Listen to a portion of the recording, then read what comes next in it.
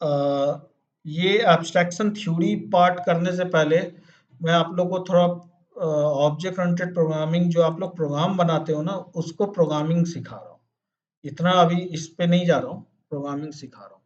थोड़ा वो सीखो और उसके बेस पे आप लोग जो प्रोग्राम्स है वो बनाओ। हम्म।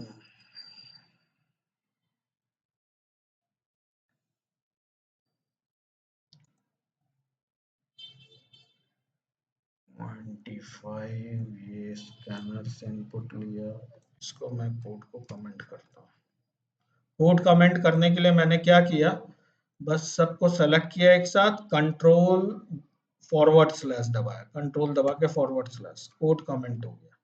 ये कोड हमें यूज नहीं करना, ये कोड मुझे यूज नहीं करना और ये कोड यूज करना है मुझे।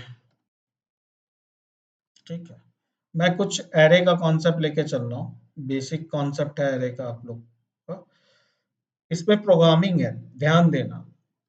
मैंने जो प्रोग्रामिंग किया है, सम टोटल एक अलग क्लास बनाया, प्राइम नंबर एक अलग क्लास बनाया,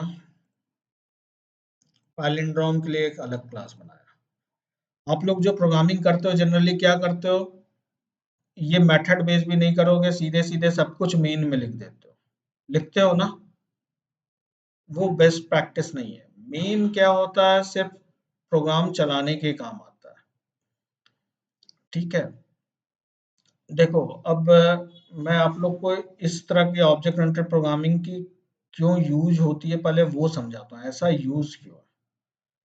आप लोग सुने होंगे कि जावा का कोड हम लोग ब्राउज़र पे, वेब पे भी चलता है, वेब वेबसाइट पे भी बनता है, स्टैंडअलोन चलता है। स्टैंडअलोन मतलब जैसे इक्लिप्स है, ये एक एप्लीकेशन है, जावा में ही बना है, तो ये स्टैंडअलोन एप्लीकेशन हो गया। मोबाइल पे भी चलता है, कई जगह चलता है ना।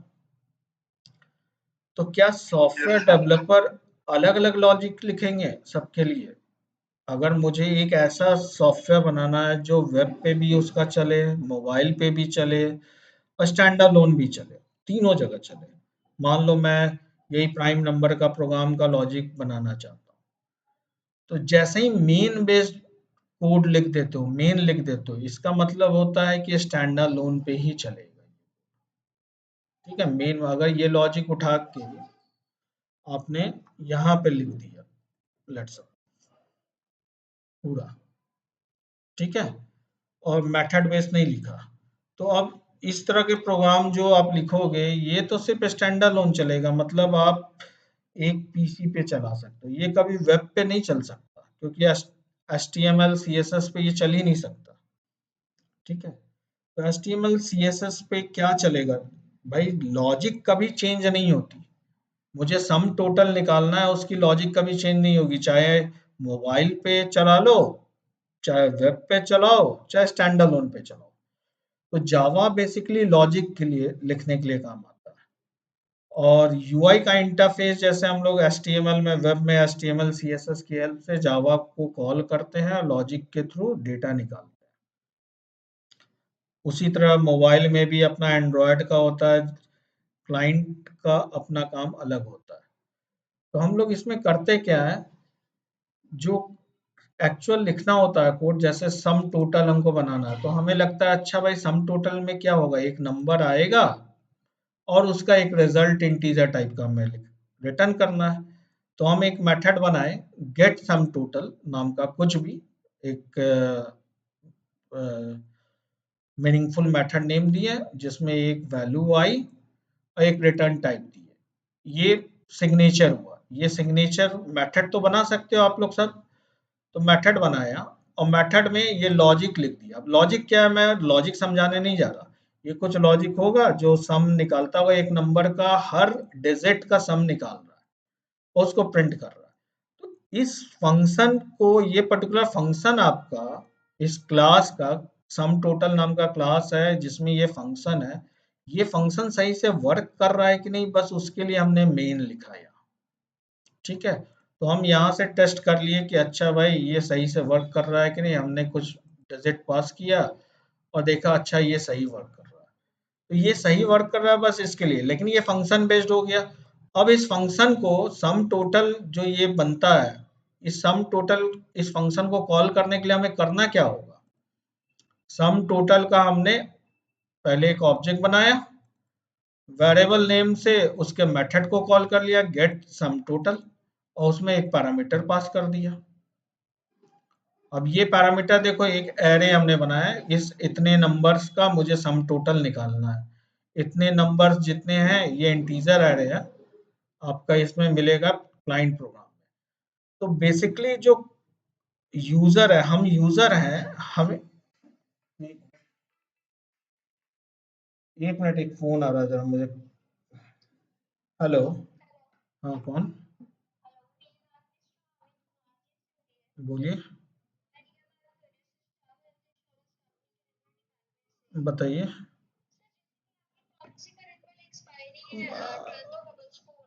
अरे मैम, आप जाके चेक करो, 2 साल का रिन्यूअल हो चुका है, जाके चेक करो।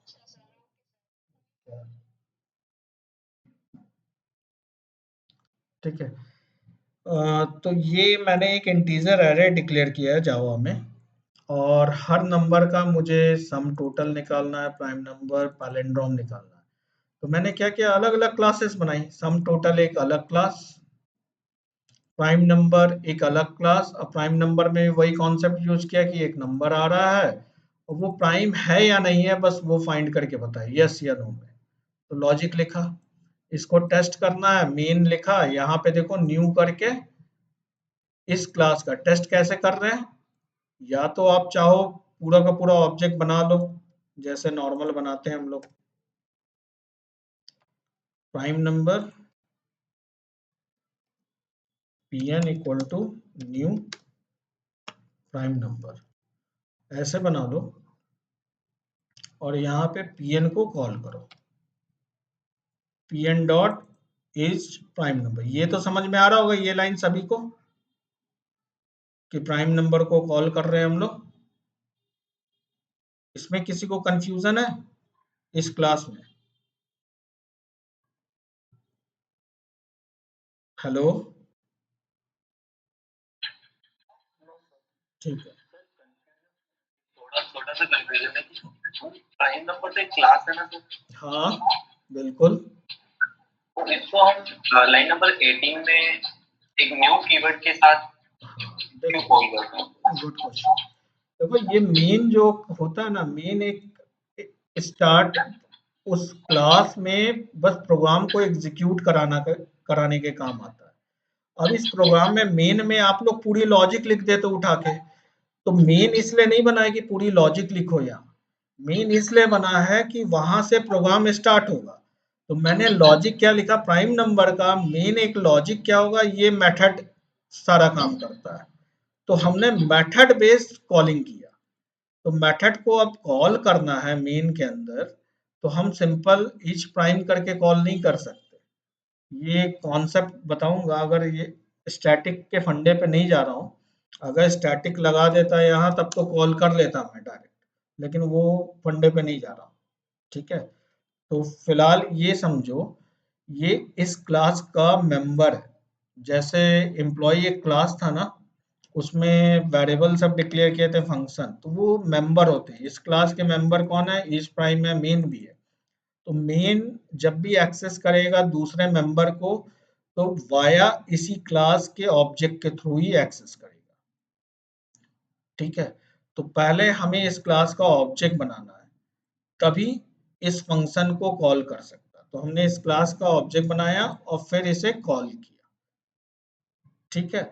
तो हम लॉजिक जब भी मेथड को कॉल करेंगे, ये मेंबर फंक्शन है, तो मेंबर फंक्शन को न्यू के थ्रू ही, पर बिना ऑब्जेक्ट बनाए कॉल नहीं कर सकते मेन से। तो अब इसी लाइन को मैं जो वेरिएबल नेम यहाँ क्या था, नया ऑब्जेक्ट बनाओ और फिर उस ऑब्जेक्ट का रेफरेंस इसमें pn में रखो और फिर उसके थ्रू मेथड कॉल करो। तो मैंने बोला कि क्योंकि भाई सिर्फ ऑब्जेक्ट ही चाहिए, तो ऑब्जेक्ट चाहिए, तो मैंने डायरेक्ट सिर्फ इसको यहाँ रख दिया कि न्यू प्राइम नंबर, और डायरेक्ट कॉल किया कि भाई डायरेक्ट ये एक ऑब्जेक्ट बन गया, किसका, इसी क्लास का। हमें वो स्टोर करने की भी जरूरत नहीं पड़ी, सिर्फ एक ही फंक्शन कॉल करना है, कॉल कर लिया। तो ये कॉल किया इसको, 7 को पास किया, इसके थ्रू रिटर्न आई वैल्यू जो भी वो एसओपी में प्रिंट हो। अगर आपको देखना है डिबग करके कैसे चलता है तो डिबग पॉइंट यहाँ लगाया, राइट क्लिक कर रहा हूँ, डिबग एज जावा एप्लीकेशन। अब देखो डिबग से भी आपको क्लियर होगा। और गैस एक बना, F5 करूंगा क्योंकि हमको मेथड के अंदर जाना है। तो ये प्राइम नंबर का कंस्ट्रक्टर को कॉल किया, इनिशियलाइज डिफॉल्ट कंस्ट्रक्टर पहले कॉल होता है, इनिशियलाइज किया, कोई कंस्ट्रक्टर तो है नहीं, फिर F6 किया, फिर यहीं पे आया, फिर F5 कर रहा हूँ कि इच प्राइम मेथड के अंदर जाना है। पहले इसके अंदर गया वो, फिर इसके अंदर, मेथड के अंदर 2 मेथड है यहाँ, तो दूसरी बार F5 किया, अंदर गया, तो यहाँ पे इसने वैल्यू दिखाया, अच्छा दिस की 23 आ रही है, मतलब ये ऑब्जेक्ट एक बना था, 23 के लिए कॉल हुआ इज प्राइम। अब ये लोकल वैल्यू सब देखो स्टोर हो रही है 2, जितनी बार हम देखो कर रहे हैं हर एक वैल्यू दिख रही है हमें। डिबग से क्या फायदा है, हम सारी अपनी चेक कर सकते हैं कंडीशन, ब्रेक किया, यहाँ से रिटर्न वैल्यू आई और फिर उसको प्रिंट किया। समझ में आया? यहाँ पे खत्म हुआ, F8 कर दो। ये तो F5, F6, F7, F8 ये शॉर्टकट की होती है हमारी, जो कीबोर्ड से भी यूज कर सकता है। ये क्लियर हुआ? चलिए, बोलो। ये अभी जो आईडी कह रहा था, जैसे हम डीबग कर रहे थे, ये आईडी